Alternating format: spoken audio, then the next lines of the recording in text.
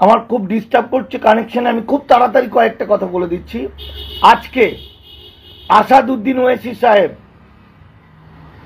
বা মুসলমানদের টপ যে জায়গাগুলো, বেশিরভাগ এলিট মুসলমান, যেমন যেমন অল ইন্ডিয়া মুসলিম পার্সোনাল ল বোর্ড, আসাদুদ্দিন ওয়েসি সাহেব, ঠিক সেইভাবে পশ্চিমবঙ্গে আপনারা নওশাদ সিদ্দিকীকে আজকে ওয়াকফ নিয়ে কিছু বলতে দেখেছেন? দেখেননি। কারণ এরা কৌশল করে এমন কিছু কায়দা ধ্বংস করে দিল। আজকে অল ইন্ডিয়া পার্সোনাল ল বোর্ড এবং আসাদুদ্দিন ওয়েসি সাহেব ওয়াকফ আইন মেনে নিলেন, অর্থাৎ তারা কৌশলে বেঈমানি করে দিলেন কোটি কোটি মুসলমানকে। না, অন্যায়ের বিরুদ্ধে প্রতিবাদ করাটা ইসলামের হুকুম, আমরা সে ব্যাপারে করবো, আগেও করেছি, এখনো করছি, ইনশাআল্লাহ তাআলা ভবিষ্যতেও করবো। কিন্তু কিছু ক্ষেত্রে, যেমন কিছু লোক তারা অলরেডি সুপ্রিম কোর্টে গেছেন, সুপ্রিম কোর্ট ভারতবর্ষের সর্বোচ্চ ন্যায়ালয়, সুতরাং দেশের সংবিধানের প্রতি দায়বদ্ধতা এবং সম্মান দেখানোটাও আমাদের একজন মুসলিম হিসেবে কর্তব্য, আমরা সেটা নিশ্চয়ই করবো। কিন্তু এটা আশা করবো যে সুপ্রিম কোর্ট ন্যায় বিচার দেবে।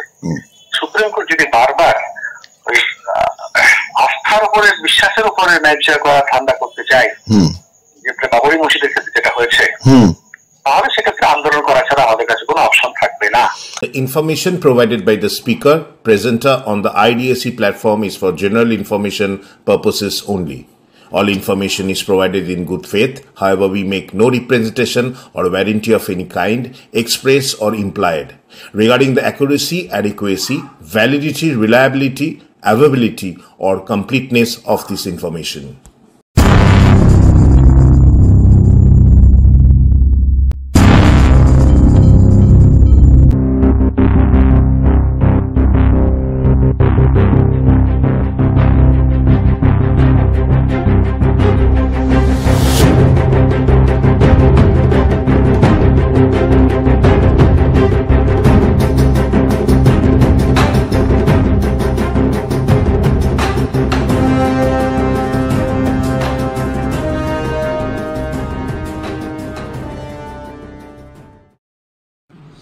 কেন্দ্র সরকারের নিয়ে আসা ওয়াকফ সংশোধনীর আইনের বিরুদ্ধে সারা দেশে আন্দোলন হচ্ছে, পশ্চিমবাংলাতেও আন্দোলন হচ্ছে।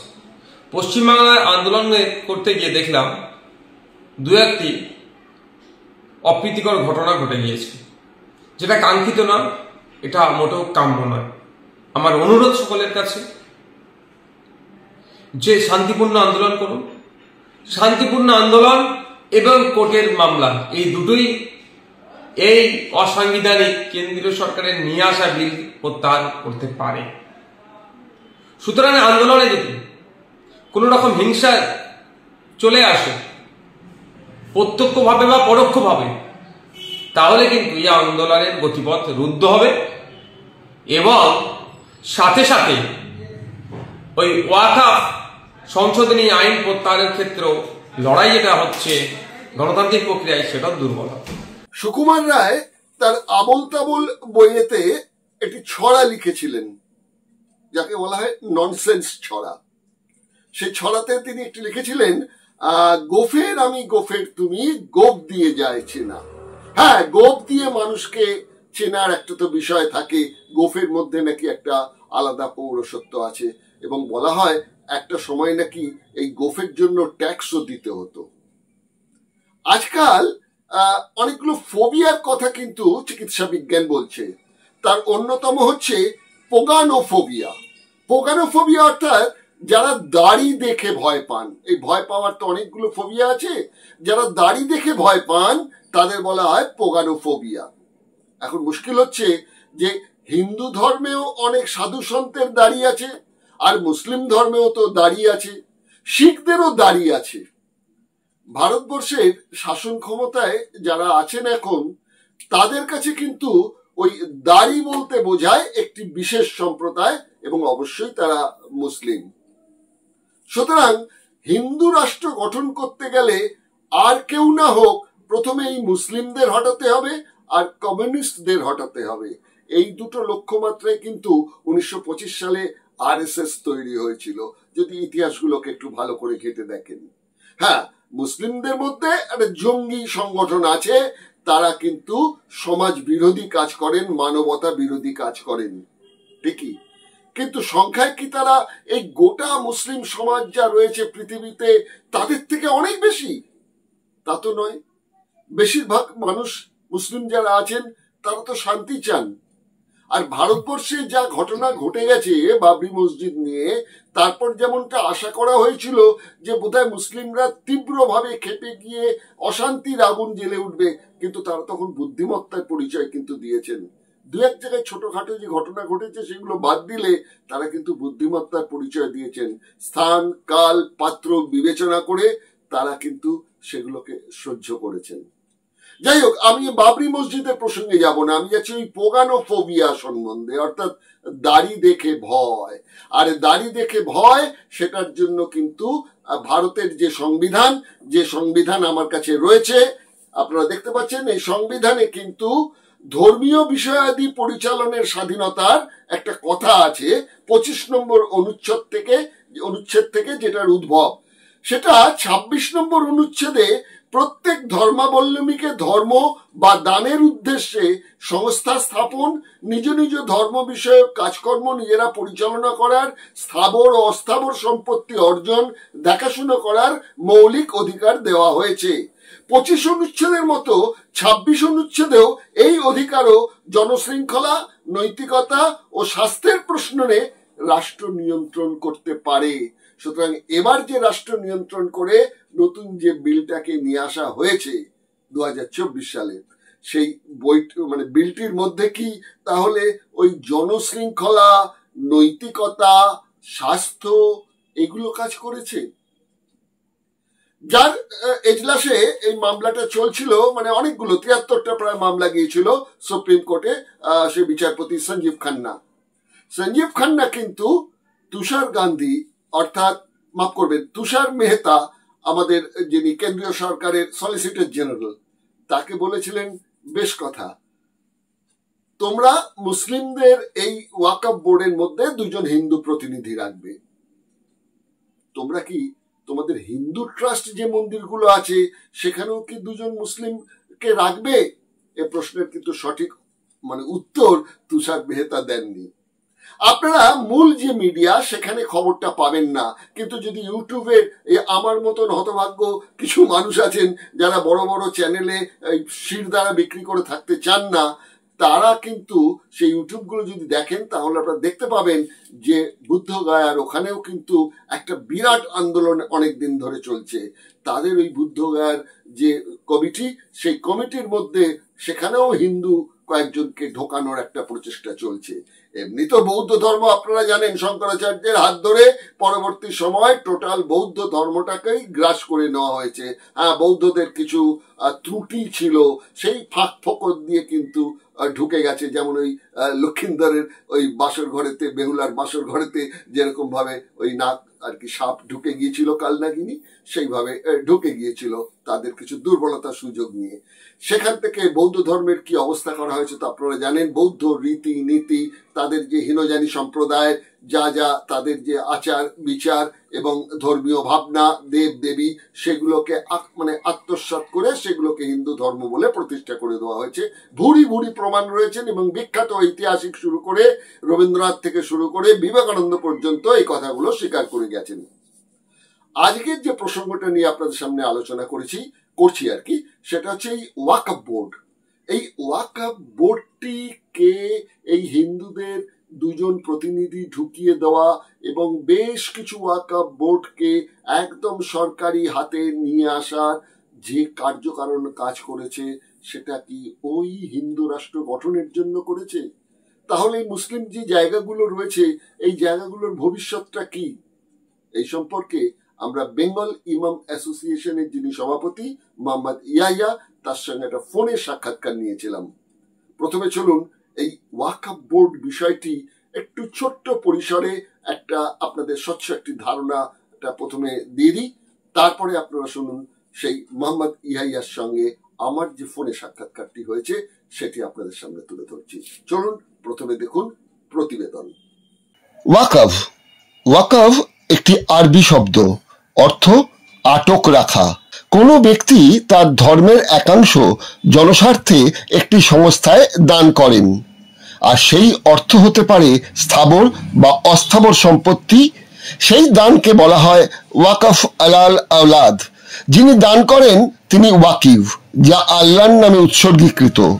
স্কুল, কলেজ, হাসপাতাল, চিকিৎসা কেন্দ্র, মুসাফিরখানা পরিচালনাকারী ভারতের 30টি ওয়াকফ বোর্ড আছে।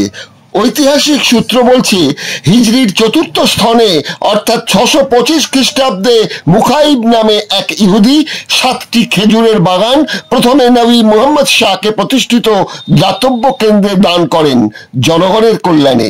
ইসলামী আইনে এই দান করা সম্পত্তি বিক্রি, হস্তান্তর বা কাউকে উপহার দেওয়া যায় না। ভারতে সুলতান মোহাম্মদ ঘড়ির আমলে অর্থাৎ 1185 সালে পাঞ্জাবে তার শাসন প্রতিষ্ঠা করে তিনি জনকল্যাণে ওয়াকফ হিসেবে কিছু জমি দান করেন। ওয়াকফ 3 ধরনের: দাতব্য অর্থাৎ আল ওয়াকফ আল খেয়ারি, পারিবারিক অর্থাৎ আল ওয়াকফ আল আহিল, আর যৌথ আল ওয়াকফ আল মুশারাক। দাতব্য ওয়াকফ যা জনগণের কল্যাণে শিক্ষালয়, হাসপাতাল আর মুসাফিরখানা নির্মাণে লাগে। পারিবারিক ওয়াকফ বা দানকারী তার পরিবার ও বংশধরদের জন্য দান করেন, আর যৌথ ওয়াকফ প্রতিষ্ঠাতা নিজের প্রয়োজনের কারণে দান করেন। ওয়াকফের মালিকানা থাকে একটি ট্রাস্টির তত্ত্বাবধানে, আসল মালিক আল্লাহ। ভারতে 30টি ওয়াকফ বোর্ডে সম্পত্তির পরিমাণ 3,56,051টি এস্টেট, যার মধ্যে 87,02,328টি স্থাবর ও 16,713টি অস্থাবর। 2025 সালের 14 মার্চের হিসেবে দেশ জুড়ে 8,72,000 নথিভুক্ত ওয়াকফ সম্পত্তি আছে। 38 লক্ষ একরের বেশি আছে জমি। গত 4 এপ্রিল 2025-এ রাজ্যসভায় এই হিসেব দাখিল করে কেন্দ্রীয় সংখ্যালঘু মন্ত্রক। ওয়াকফ সম্পত্তিতে প্রথম স্থানে উত্তরপ্রদেশ। কলকাতায় ওয়াকফ বোর্ডের অধীনে আছে 2টি অভিজাত club, royal Calcutta golf club, Tollygunge club. 2টি ক্লাবই ভাড়া দেয় বছরে 18,88,224 টাকা। তথ্য বলছে ওয়াকফ বোর্ডের দাবি মতো রাজভবন, মহাকরণ, ইডেন গার্ডেন্স, ফোর্ট উইলিয়াম, চিড়িয়াখানার অর্ধেক, মোহনবাগান, ইস্টবেঙ্গল মহাডার্ন ক্লাবের জমিও এই ওয়াকফ বোর্ডের সম্পত্তি। একথাও সত্যি, বেশ কিছু অভিযোগও আছে ওয়াকফ বোর্ড সম্পর্কে। আর সেই সুযোগে হিন্দু রাষ্ট্র গঠনের একটি পদক্ষেপ হিসেবে প্রথমে বৌদ্ধ বিহার গয়াতে বৌদ্ধ স্তূপ পরিচালনা কমিটিতে 2জন হিন্দু সদস্য ঢোকানো হয়েছে। তুমুল আন্দোলন চলছে ভারত জুড়ে, মূল মিডিয়ায় যে খবরটি ধামাচাপা। তেমনি এই ওয়াকফ বোর্ডে 2জন হিন্দু রাখারও পরিকল্পনা চলছে। বিচারপতি সঞ্জীব খান্না সলিসিটর জেনারেল তুষার মেহতাকে বলেছিলেন, জেলা শাসক যদি ওয়াকফ বোর্ডের স্বীকৃতিদাতা হন সেটা কতটা সঠিক হবে? হিন্দু মন্দির ট্রাস্টেও কি 2জন সংখ্যালঘুকে রাখবেন? তুষার মেহতা স্পষ্ট জবাব দেননি, বলেছিলেন কেন্দ্রীয় সিদ্ধান্ত স্বচ্ছতার কারণেই। এরপর এই মামলা থেকে সরে দাঁড়ান বিচারপতি সঞ্জীব খান্না। বিচারের ভার পড়ে বিআর গাভাইয়ের ওপর। হিন্দুত্ববাদী আইনবিদ একজন তার ওপর জুতো নিক্ষেপ করেন, কারণ বিচারপতি তার ধর্মাবেগে আঘাত করেছেন এই অভিযোগ তার। এমনকি তিনি এও বলেছেন তিনি যা করেছেন তা নিয়ে তার কোনো আক্ষেপ নেই, কেননা তিনি যা করেছেন সবই ঈশ্বরের নির্দেশে। এখন পর্যন্ত 73টি আবেদন জমা পড়েছে কেন্দ্রীয় সরকারের সিদ্ধান্তের বিরুদ্ধে। এই আবেদনকারীদের অন্যতম AIMIM নেতা আসাউদ্দিন ওয়াইসি, তৃণমূলের মহুয়া মৈত্র, কংগ্রেসের জাভেদ খান, RJDর মনোজ কুমার ঝা, CPM এর মোহাম্মদ সেলিমও একটি রিট আবেদন দাখিল করেছেন। সঞ্জীব খান্না এই মামলা ছাড়ার আগে 3টি অন্তর্বর্তী নির্দেশ দিয়েছিলেন। 1, ওয়াকফ মামলা চলাকালীন যে সম্পত্তি আদালত ওয়াকফ ঘোষণা করেছে তা বাতিল হচ্ছে না। 2, ওয়াকফ মামলা চলাকালীন সম্পত্তি নিয়ে জেলা শাসক তার প্রক্রিয়া চালাতে পারলেও সিদ্ধান্ত কার্যকর করা যাবে না। 3, ওয়াকফ বোর্ড ও কাউন্সিলের সদস্যরা মুসলিম হতে হবে, তবে পদাধিকারে যারা যোগ দেবেন তারা ভিন্ন ধর্মের হতে পারেন। তবে এই আদালতের নির্দেশও জারি না করতে কেন্দ্রীয় সরকার ও বিজেপি পরিচালিত কিছু রাজ্য সরকার আর্জি জানায় সুপ্রিম কোর্টের কাছে। সুপ্রিম কোর্ট সেটি মেনে নেয়। এছাড়াও মুসলিমদের মধ্যে কিছু বিভীষণ আছেন যারা কেন্দ্রীয় সরকারের বিরুদ্ধে কথা না বলে পরোক্ষে সায় দিয়ে যাচ্ছেন। মানবাধিকার কর্মী লেখক মানিক ফকির যেমন তাদের ওপর খড়গহস্ত হয়েছেন, তেমনি বিষয়টি নিয়ে একটি মন্তব্য করেছেন বেঙ্গল ইমাম অ্যাসোসিয়েশনের সভাপতি মোহাম্মদ ইয়াইয়া। সেই সাক্ষাৎকারটি আমরা দিগদর্শনের তরফ থেকেও আপনাদের সামনে হাজির করছি। নমস্কার, আমার গলা শুনে নিশ্চয়ই চিনতে পারছেন, আমি দিগদর্শন থেকে সুজিত বলছিলাম। বলছি যে দিন দুয়েক আগে ফেসবুকে লেখক এবং একজন সমাজ সচেতন মানুষ, যিনি সংখ্যালঘু ও দলিত সম্প্রদায়ের হয়ে কাজকর্ম করেন, প্রতিবাদ জানান এবং মানে মাথা উঁচু করে জানান, শির দ্বারা সোজা রেখে কথা বলেন, এরকম একজন মানিক মন্ডল ওরফে মানিক ফকির আর কি, তিনি বলেছেন একটি বিস্ফোরক কথা। বলছেন ভারতবর্ষের এবং এই বাংলার মুসলিম সমাজের কাছে এমন একটা বিপদ এসে গেছে যে এরপর আর মুসলিম বলে তাদের কোনো অস্তিত্বই আর থাকবে না যদি এই মুহূর্তে মুসলিম সমাজ যদি মানে একতাবদ্ধ হয়ে যদি না রুখে দাঁড়ান। এবং তিনি বলছেন যে এমন একটা জায়গা দাঁড়াচ্ছে যে ওয়াকফ বোর্ডের ঘটনাক্রমেতে সমস্ত কবরস্থান সেগুলো চলে যাবে সরকারি হাতে এবং তার ফলে মুসলিমরা আর কবর দিতে পারবেন না, আর কবর না দিতে পারলেই মুসলিম ধর্মের অস্তিত্ব বিপন্ন হয়ে পড়বে। তা আপনি ইমাম অ্যাসোসিয়েশনের সভাপতি হিসেবে আপনার কাছে প্রশ্ন যে মানিকবাবু যা বলেছেন সেই প্রেক্ষিতে আপনারা কি ভাবছেন? মানিকবাবু যেটা বলেছেন ওনার ভাবনা অনুযায়ী যেটা বলেছেন সেটা ওনার ভাবনা, ভাবনাটা খুব অমূলক নয়, হয়তো ভাষাটা একটু আলাদা। এবং ইসলাম ধর্ম বিপদে কোনোদিনই পড়েনি আর পড়ার কোনো সম্ভাবনা পৃথিবীতে কোনোদিনই থাকবে না। ইসলাম ধর্ম সবসময়তেই নিজে মাথা উঁচু করে থেকেছে, সবসময় থাকবে। বর্তমানে ভারতবর্ষের যে রাজনৈতিক দলের হাতে ক্ষমতাটা রয়েছে, দিল্লির ক্ষমতা, তাদের এজেন্ডা, তাদের যে মেইন প্যারেন্ট বডি আরএসএস, তাদের এজেন্ডাই তো মুসলিমদের বিরোধিতা করা। এটা আজ থেকে 100 বছর আগে থেকে শুরু হয়েছে। সেই মুসলিম বিরোধিতার জায়গা থেকেই তাদের সমস্ত রকমের ভাবনা, সে 3 তালাক বিল হোক, রাম মন্দির হোক, ওয়াকফ বিল হোক, যাই হোক না কেন। হ্যাঁ, মুসলিমদের একটা আর্থ সামাজিক ক্ষতির সম্ভাবনা সামনে তৈরি হচ্ছে, এতে কোনো অস্বীকার করার জায়গা নেই। আচ্ছা, আপনাকে একটু থামাচ্ছি, আপনি একটু জোরে বলবেন, মানে আপনার সাউন্ডটা একটু বাড়ানো যাবে? বলছি মুসলিমদের আর্থ সামাজিক রাজনৈতিক একটা ধাক্কা হয়তো লাগবে, কিন্তু ধর্মীয় ভাবে মুসলমান শেষ হয়ে যাবে বা ইসলাম শেষ হয়ে যাবে এরকম কোনো সম্ভাবনা একেবারেই নেই। আর্থ সামাজিক সমস্যা হবে, কারণ বিজেপি চায় মুসলিমরা আর্থিক ভাবে, রাজনৈতিক ভাবে, সামাজিক ভাবে দ্বিতীয় শ্রেণীর নাগরিকে পৌঁছাক। এটা পরিষ্কার তাদের এজেন্ডা, এটা আজকের নয়। সেই এজেন্ডার বহিঃপ্রকাশ তারা প্রথমেই বিহারে এসআইআর নিয়ে প্রকাশ করে দিয়েছে অমিত শাহ গত কয়েকদিন আগে। এবং বিহারের এসআইআর দেখা গেছে বিরাট পার্সেন্টেজ মুসলিম ভোটারদেরকে ভোটাধিকার থেকে বঞ্চিত করা হয়েছে। এবং তারই কন্টিনিউশনে যেটা ক্রোনোলজি বলা হয়, দেখবেন পশ্চিমবঙ্গের বিজেপি নেতারা খুব পরিষ্কার করে বলছেন 1,20,00,000 1 কোটিও নয়, 1.5 কোটিও নয়, ঠিক 1,20,00,000 মানে কি ওরা অলরেডি বিজেপি ইসিআইয়ের সঙ্গে অ্যাটাক করে 1,20,00,000 নামের লিস্ট করে ফেলেছে, কোথায় কোথায় কাজ করা পাচ্ছে। এবার স্বাভাবিক কারণে সেখানে একটা বিরাট সংখ্যক মুসলিমের নাম বাদ যাবে। রাজনৈতিক ভাবে, সামাজিক ভাবে, অর্থনৈতিক ভাবে মুসলিমদের ক্ষতিগ্রস্ত করার চেষ্টা নতুন নয়।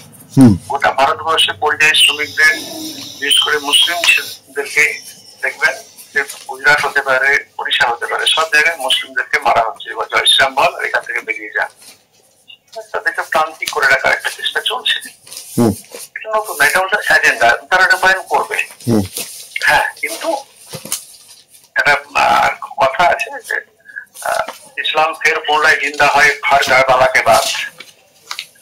একবার করে যখন সমস্যা তৈরি হবে, সেখান থেকে নতুন করে আবার রিজারেকশন হবে।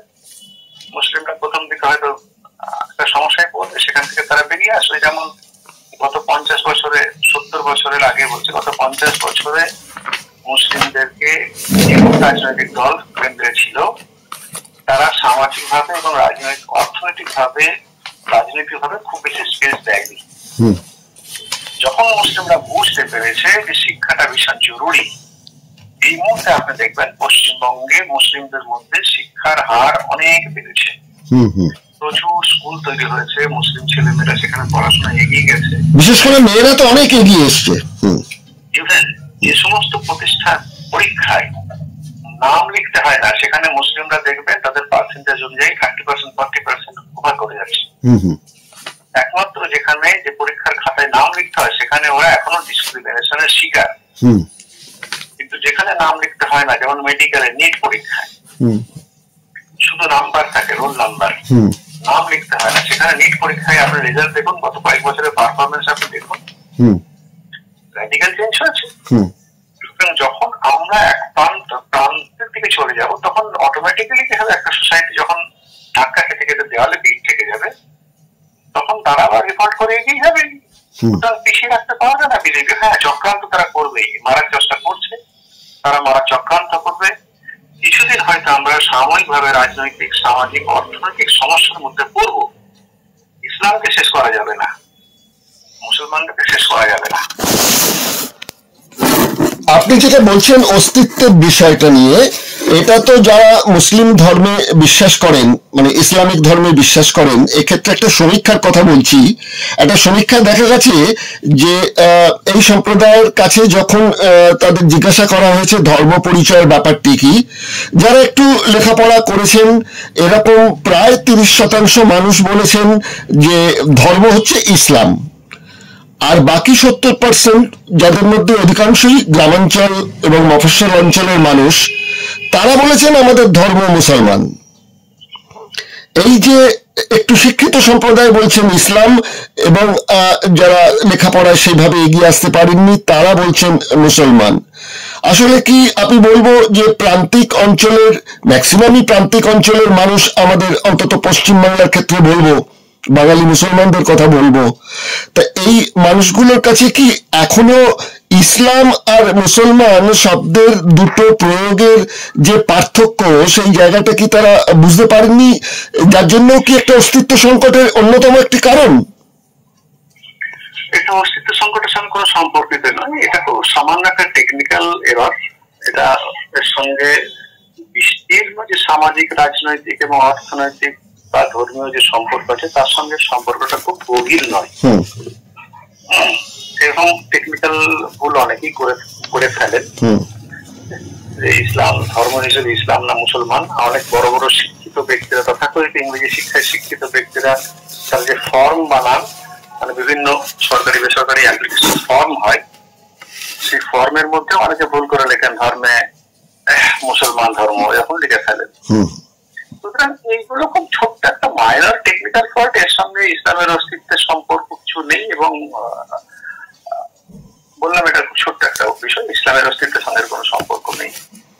আরেকটা কথা আপনাদের জানতে চাইছি, সেটা হচ্ছে এই মুহূর্তে আলোচনাটা প্রাসঙ্গিক হয়ে দাঁড়িয়েছে আমাদের কাছে, কেন আমরা যেটা জানতে পাচ্ছি সেটা হচ্ছে যে ওয়াকফ বোর্ডের মোট সম্পত্তির পরিমাণ যা, সেটা ভারতীয় রেল ও সেনাবাহিনীর যে অধিকৃত জমি তার থেকে একটু কম, অর্থাৎ তৃতীয় স্থানে আছে।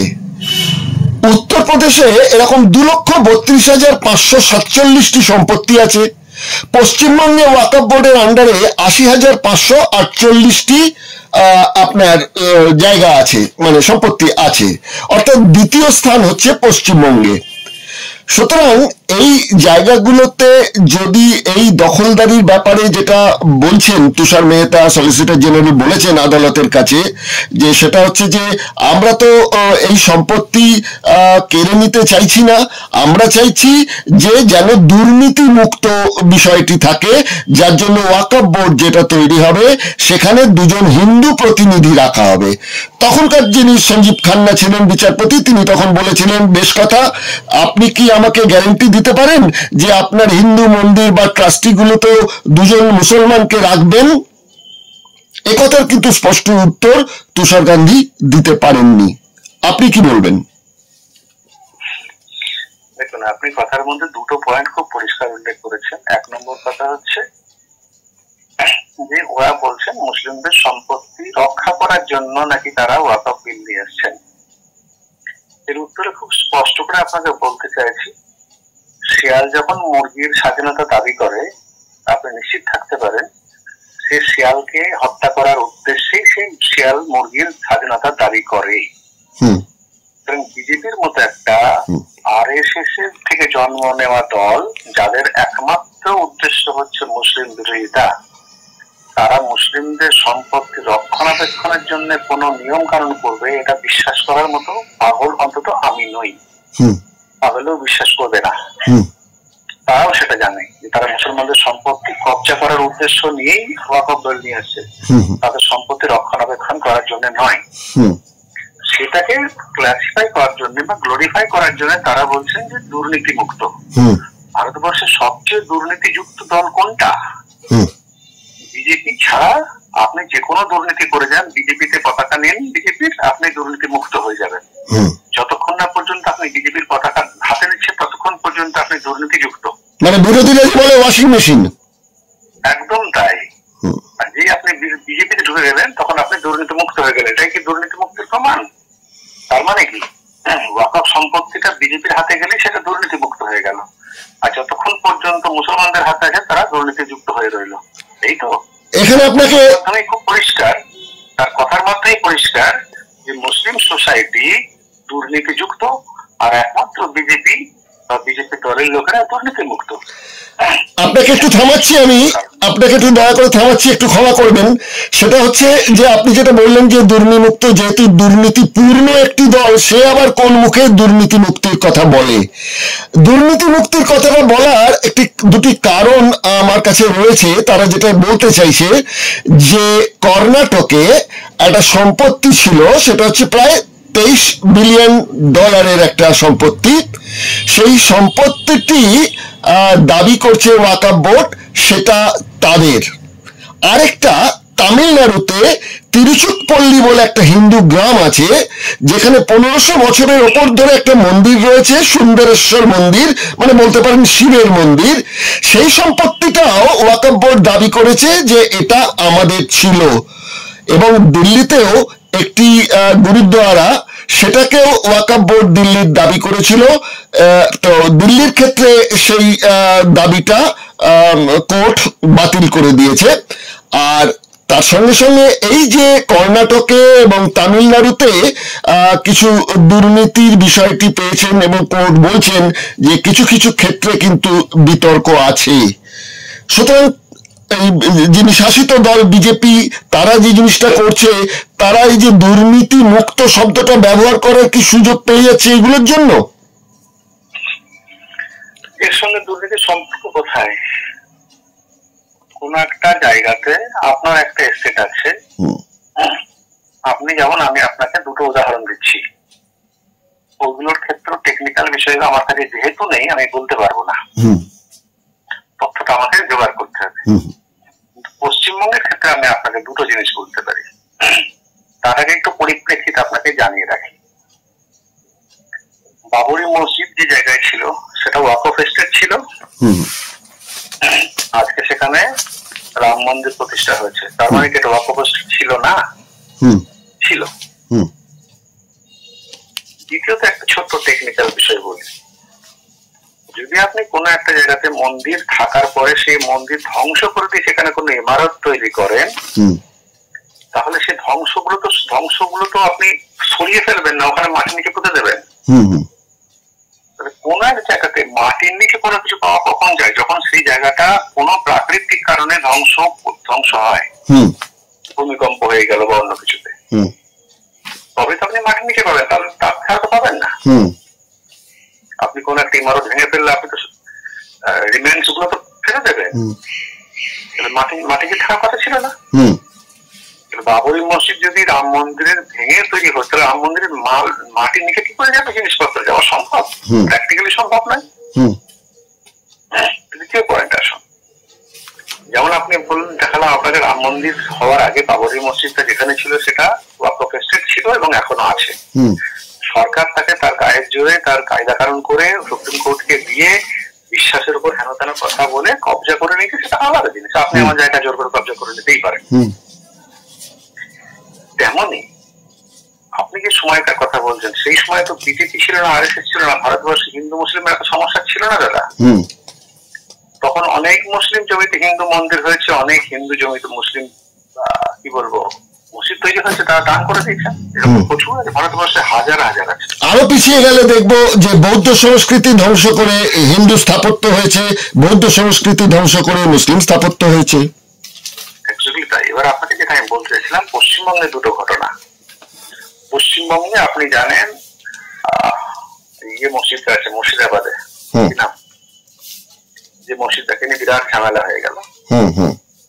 আলিবর্দির কবর আছে মসজিদের নিচে, সেই মসজিদে এখন আর নামাজ পড়তে দেওয়া হয় না। সেই জায়গাটা ওয়াকফ এস্টেট, সেই মসজিদটা ওয়াকফ এস্টেট, কিন্তু সেখানে মুসলিমদের নামাজ পড়তে দেওয়া হয় না। আদিনা মসজিদে কিছুদিন আগে কোন এক বিজেপির শয়তান লোক সেখানে গিয়ে একটা কিছু রেখে দিয়ে পুজো করার অনুমতি চেয়েছে বিজেপির সরকার, পশ্চিমবঙ্গ সরকারের জেলা প্রশাসনের কাছে। জেলা প্রশাসন অনুমতি দেয়নি। কালকে যদি তার নিজের কাছের লোক আসে, বিজেপির কোন জেলার ওই যেমন ওয়াকফের আইন অনুযায়ী জেলার ম্যাজিস্ট্রেটকে নিয়ে ফাইনাল সিদ্ধান্ত নেবেন। তো তিনি এসে বললেন যে আমাদের অ্যাপ্লিকেশন করে আছে পুজো করবার, ঠিক আছে তুমি পুজো করো। তাকে অনুমতি দিলেন। পুজো করার অনুমতি পাওয়ার পরে পরে কি হলো, আদিনা মসজিদ হিন্দু মন্দির হয়ে যাবে, ওয়াকফ এস্টেট থেকে চলে গেল। এই যে ট্যাকটিক্সটা বিজেপি করে, এই ট্যাক্সের দ্বারা কি মনে হয় বিজেপি সত্যি সত্যি চায় মুসলিমদের ওয়াকফ এস্টেট গুলো রক্ষা করতে না দখল করতে? দখল করতেই তারা চায়। তার সঙ্গে দুটো একটা কোথায় মন্দির পুরনো, আজ থেকে 1500 বছর আগে যিনি মন্দির বানিয়েছিলেন বা যিনি জায়গা দিয়েছিলেন, তাদের উইলে কি আছে সেটা দেখলেই বোঝা যায়। একটা জায়গাতে কি স্ট্রাকচার আছে সেটা ম্যাটার করে না, সেই জায়গার মালিকানা তো কাগজের উপর নির্ভর করে। কাগজ যদি আপনার থাকে, আজকে সুদীপ চ্যাটার্জির নামে কোনো কাগজ থাকে, সেখানে যদি একটা মসজিদ হয়ে যায়, জায়গাটা মসজিদের হবে না, শিক্ষার্থীদের হবে, যতক্ষণ না সে সেটাকে দান করে দিচ্ছে। কিন্তু ওয়াকফ বোর্ডে এমন অনেক সম্পত্তি আছে যেগুলো কোনো লিখিত পরিত নয়, তখনকার দিনে তো মুখে মুখে বিষয়গুলো হতো, সেগুলো কি করে প্রমাণিত হবে? বলছি তো, যেমন আমার দাদুর কথা বলছি। আমার দাদু ছোটবেলায় মারা গেছে। আমার বাবা শুনেছি দাদুকে মনে পড়ে না, বোধহয় 2-3 বছর বয়সে দাদু মারা গেছে। আমার বাবা যখন বয়স, মা যখন মানে দাদিমা যখন আমার দাদি যখন মারা গেছেন, তখন আমার বাবার বয়স ছিল 5 বছর, খুব বেশি। বাবা বলেছিল আমাকে 5 বছর। সামান্য কিছু স্মৃতি মনে আছে, এর বেশি কিছু নেই। বাবা গেছে নিউপিতে পড়তে ছোটবেলায়। এবার ভাবুন, আমি ছোট গল্পটা আপনাকে বোঝাচ্ছি বোঝার সুবিধার্থে। এবার উনি যুবক হয়ে যাচ্ছেন, ভোটার লিস্টে যখন নাম হচ্ছে, 52 সালের গল্প বলছি আপনার, তখন বাবার নাম মানে দাদুর নাম দেখাচ্ছে অন্য কিছু। কারণ সেই সময় কি হতো, লোকে পচা টচা বল্টু ফল্টু এসব বলতো, লোকে তাই জানতো। আমার নাম কি রে, অমক পচা, নাম লিখে দিল পচা। কান্ট বিলিভ দ্যাট আমি যখন 52 সালে ভোটার লিস্ট বার করি, আমার গ্রামের লোকের আমার দাদুর নাম দেখছি আলাদা। তারপরে যে ভদ্রলোক, তার বাবার নামই নেই, বাবার নামে লেখা আছে অজানা। Can imagine? আর বাবার নাম অজানা হয়? কারণ যে অফিসার এসছেন গ্রামে কাউকে ধরেছে, ঠিক আছে অমুক অমুক আছে বলবে, ঠিক আছে ওর এখানে, তখন তো জমি এরকম হতো, এই জমিটা তোর, তাই তো হয়ে গেল, এই জমিটা তোর। মারা যাচ্ছে, বৃদ্ধ মারা যাচ্ছে, জমি আছে, ছেলেকে বলে গেল দেখ আমি আমার জমিটা ওয়াকফ করে যাচ্ছি আল্লাহর নামে, দিয়ে দিবি। ছেলে সেটা কোনোদিনই চাষ করে না, আল্লাহর নামে দিয়ে দিল, রয়ে গেছে, কিন্তু হয়তো রেকর্ড আপনার নামই রয়ে গেছে, কিন্তু সেটা ওয়াকফ হয়ে গেছে, সেভাবেই চলে আসছে। এখন তো হাজার হাজার লক্ষ লক্ষ, কারণ ওয়াকফ কারা করে? কোন মুসলিম ব্যক্তি তার আল্লাহ সন্তুষ্টির জন্য তার সম্পত্তির একটা অংশ দান করে যায়, তো সেই সময় লেখাপড়ায় থাকতো না, তো এখন তো প্রচুর আছে, আজকে তো আনলিমিটেড আছে। এখন রেকর্ড হয়েছে, এখন জন্ম বার্থ সার্টিফিকেট হয়, ডেথ সার্টিফিকেট হয়, এখন আধার কার্ড হয়েছে, কখন থেকে? আপনি 1970-80 পর থেকে শুরু হয়েছে সব। তারা কি ছিল? যখন ভারতবর্ষ দুটুকরো হয় তখনই তো মানুষের কি অবস্থা হয়ে গেছে আপনি খুব ভালো করে জানেন। দেশটা সীমানায় তো হাত দিয়ে দেখিয়ে দেওয়া হয়েছিল, এখান দিয়ে এটা ভারতবর্ষ, এটা পাকিস্তান, খাতা কলম নিয়ে কেটে দিয়েছিল। পরে তো জরিপ হয়েছে, মাপ হয়েছে পরে, সীমানা রেখা হয়েছে পরে। তো যখন দেশের সীমানায় যেখানে মুখে মুখে হয়ে যায়, সাধারণ মানুষের ভাবনাগুলো তো সেই মৌখিকে প্রকাশ হতে হতে হতে হতে যখন মানুষ বুঝতে পারছে ভুল হচ্ছে, এগুলো আটকাতে হবে, তখনই তো আইন এসছে, সিস্টেম এসছে, এগুলো পরবর্তী কালে এসছে, কিন্তু অর্ধেক তো সেগুলো গিয়ে চলে গেছে, মরেও গেছে। তো ফলটা কি হয়েছে? হাজার হাজার একরের জমি যেগুলো ওয়াকফ, রেকর্ড তৈরি হয়নি, রেকর্ড নেই, লোকে জানে ওই গ্রামের ওই জমিটা ওটা ওয়াকফের জমি, গ্রামের লোকেরা জানে, গ্রামের লোকেরা সেটা হাত দেয় না, এভাবেই হয়ে আসছে প্রচুর। আপনি জেলায় জেলায় ঘুরুন না, আমি তো দেখি প্রচুর। আমি মুর্শিদাবাদে গেছি, দেখা যাচ্ছে 900 বিঘা জমি, বিশাল বড়, 900 বিঘা, তাই তো দেখা সেখান থেকে আর দূর পর্যন্ত ওয়াকফের জমি, ডকুমেন্ট নেই, সবাই জানে। আপনাদের এই ওয়াকফের ইতিহাস যেটা বলছেন, সেটা তো বলছেন যে হিজরির 4th বর্ষ অর্থাৎ 625 খ্রিস্টাব্দে নবী মোহাম্মদ প্রতিষ্ঠিত একটি দাতব্য বোধহয় একটি ছিল, যেখানে যারা আর কি বলা যেতে পারে একদম মানে ঘর থেকে বিচ্ছিন্ন যারা আর কি, তাদের সেখানে থাকবার ব্যবস্থাটা করা হয়েছিল।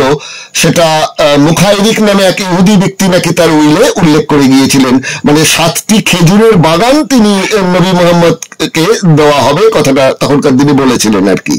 তো এই দাতব্য ওয়াকফ হিসেবে তো অনেক দিনের একটা ইতিহাস রয়েছে এই ওয়াকফের নিয়ে, এবং ভারতবর্ষেও আমরা দেখেছি ওয়াকফ বোর্ড তৈরি করেছেন শাহজাহান তার তাজমহলের রক্ষণাবেক্ষণের জন্য, তার আগেও আমরা দেখেছি, খিলজির সময়ও দেখেছি আমরা।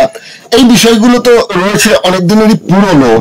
এখন এই আগামী দিনে কোর্টেতে এই বিষয়টি এখনো মামলা রয়েছে, তৃণমূলের তরফ থেকে মহুয়া মৈত্র এবং আমাদের কংগ্রেসের তরফ থেকে মোহাম্মদ জাফর এবং ওয়াজদি, মানে আমাদের যিনি আর কি ওই কি নাম ভদ্রলোকের ভুলে যাচ্ছি, ওই আপনার ওয়াইসি, তিনি আর আরজেডির মনোজ ঝা এই মামলাগুলো রেখেছেন, এবং সিপিএম এর পক্ষ থেকে মোহাম্মদ সেলিমও আবার একটা রিট আবেদন দাখিল করেছেন। তা এখন তো চলবে মামলাগুলো, এটা নিয়ে খুব একটু বেশি বলার জায়গা এখানে নেই, কিন্তু কি মনে হচ্ছে যে ভবিষ্যৎটা কি? দেখুন, ভারতবর্ষে 29টা রাজ্যে 29টা আইনসভা আছে, বিধানসভা আইনসভা এবং পার্লামেন্ট একটা আইনসভা। তার মানে কি, আমাদের সংবিধান প্রণেতারা সেই সময়কার পরিস্থিতি দেখে, পরিস্থিতি বুঝে, সেই সময়ের অনুযায়ী, তাদের ভাবনা চিন্তা অনুযায়ী একটা সংবিধান দাঁড় করিয়ে দিয়ে গিয়েছিলেন। সেটা তো পরিপূর্ণ নয়, যার জন্য কি হয়, প্রত্যেক বছর পার্লামেন্ট বসে এবং এতগুলো বিধানসভায় আইন পাস, কন্টিনিউ আইন পাস হয়ে যাচ্ছে। আপনি ভাবুন, তার মানে কি আমাদের সংবিধানে কিছু খামতি রয়ে গেছে। আমাদের সংবিধানে এখনো পর্যন্ত যতটা আইন আছে সে অনুযায়ী এই বিচারগুলো হবে। যেখানে যেখানে খামতিগুলো দেখা যাবে, পরবর্তীতে আগামীতে আবার সেগুলো নিয়ে আইন প্রণেতারা বসবেন, নতুন নতুন আইন আসবে, সমস্যাগুলো সামনে না আসলে নতুন আইন আসবে না।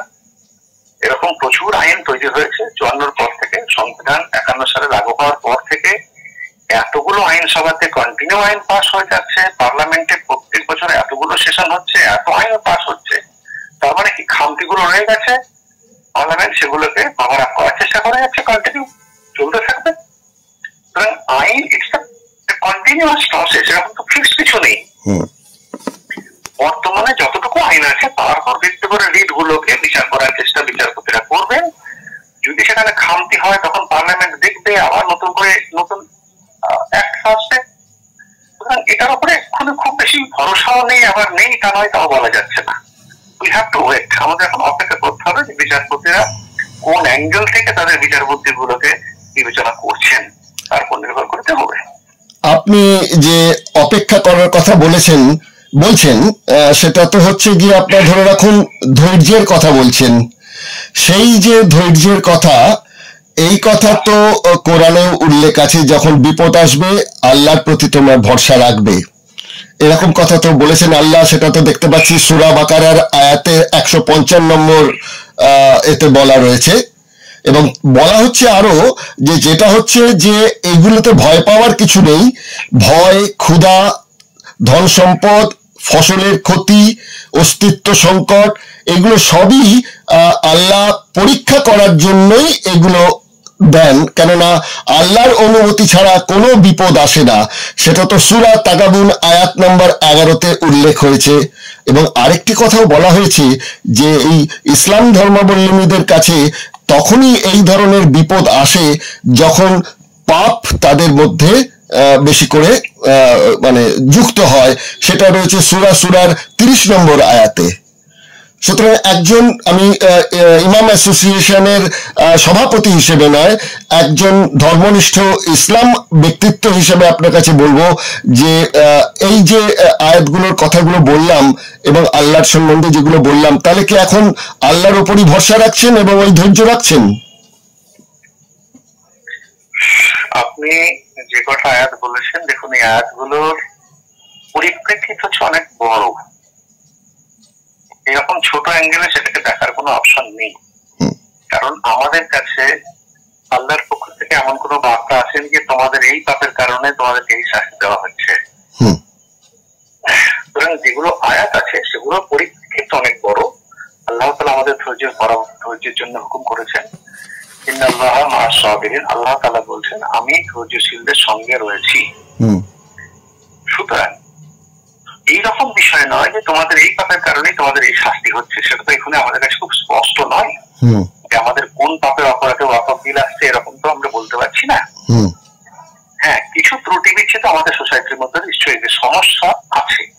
সোসাইটিগতভাবে মুসলিম সোসাইটির মধ্যে অনেক অপরাধ আছে, অন্যায় আছে, পাপ আছে, অস্বীকার করার কোনো উপায় নেই। কিন্তু সেইটার কোন একটা পাপের জন্য ওয়াকফ বিল আসছে এরকম ভাবারও কোনো অথেন্টিক সোর্স আমাদের কাছে নেই।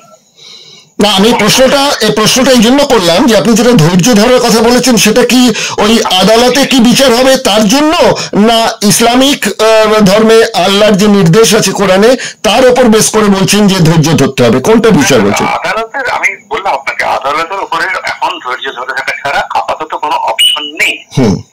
কারণ আদালতে যেহেতু মামলাটা বিচারাধীন, বিচারপতিরা যারা ওখানে বসে আছেন নিশ্চয়ই তারা মানবিক এবং বুদ্ধিমান।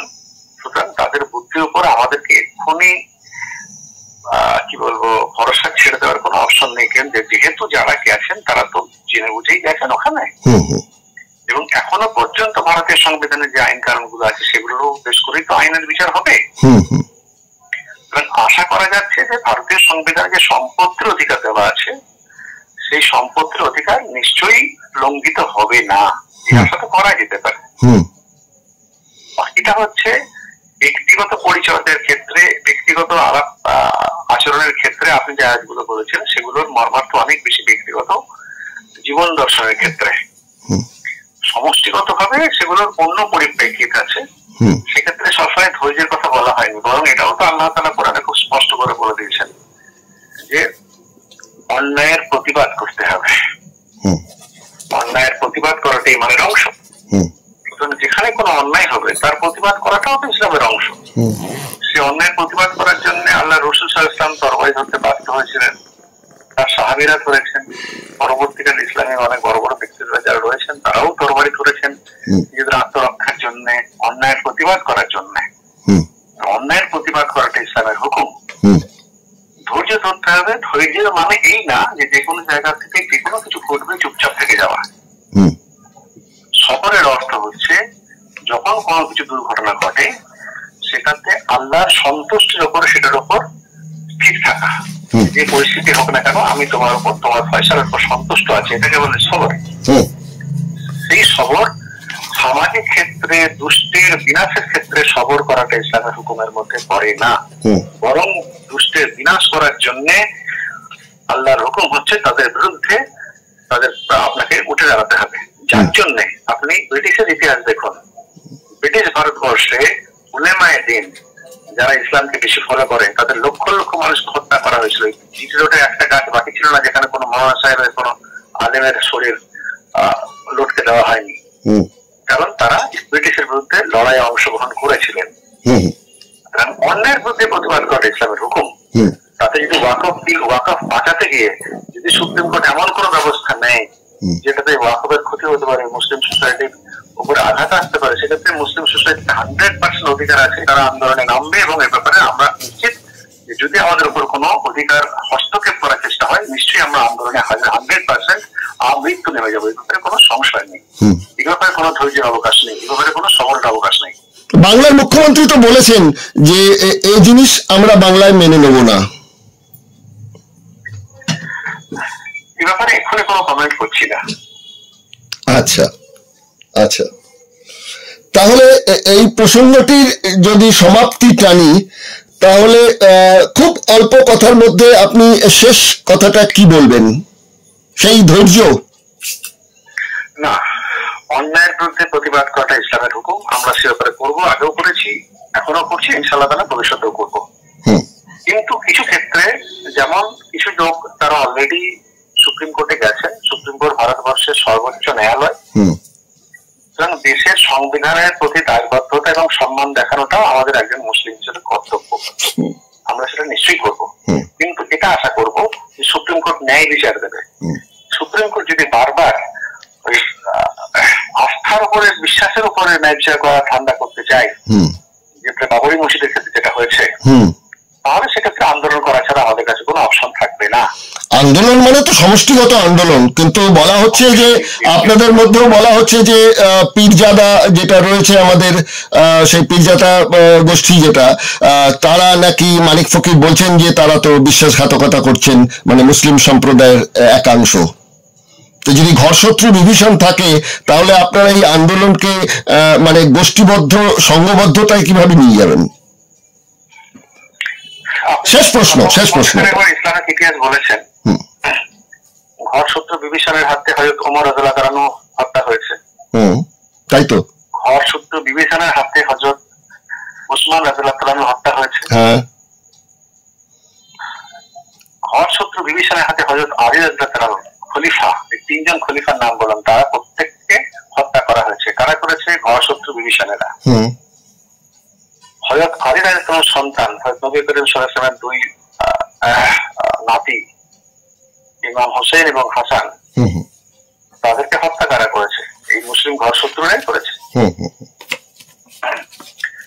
এটা তো ছিল, সব যুগে ছিল, তার জন্য ইসলাম আটকানো যায়নি, মুসলমানদের আটকানো যায়নি। এরকম ঘর শত্রুরা সারা জীবন আছে, কিয়ামত পর্যন্ত থাকবে, তাতে ইসলামের কিছু ক্ষতি হবে না, মুসলমানদের কিছু ক্ষতি হবে না। সত্য যেটা সেটা টিকে থাকবে, বাকিরা বিলুপ্ত হবেই, এতে কোনো সন্দেহ নেই।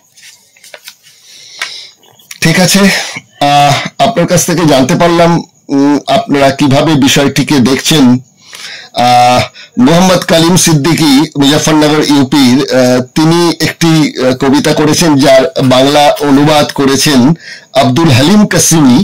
তিনি বলেছেন, ইব্রাহিমের মতো যদি হয় কারো ঈমান, আজও করতে পারে আগুনকে ফুল বাগান। একদম সঠিক বলেছেন। আমাদের এরকম ঈমানই তো ইসলামের দাবি। ঠিক আছে, আমরা তো লক্ষ্য রাখছি যে আদালতের পরপর কি কি তারা সংযোজন করেন তাদের নির্দেশে। সেই পরিপ্রেক্ষিতে একটা বিষয়টি যখন আরো একটু স্পষ্ট হবে তখন আপনার কাছে কিন্তু আরেকবার আমরা শরণাপন্ন হব। নিশ্চয়ই, ভালো থাকবেন। Thank you. হ্যাঁ, অসংখ্য ধন্যবাদ, ভালো থাকবেন।